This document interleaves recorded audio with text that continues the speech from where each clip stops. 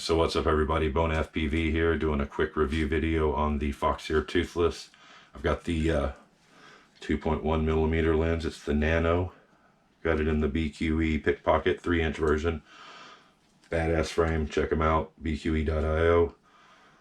Alright, so I've got some footage coming up. I've got middle of the day footage, I've got right after sunset footage, and I've got footage in a parking lot with just street lights and it's totally dark outside.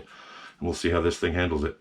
Alright, so tell me what you think, leave some comments down below, you know how YouTube works and all that kind of shit, so check it out.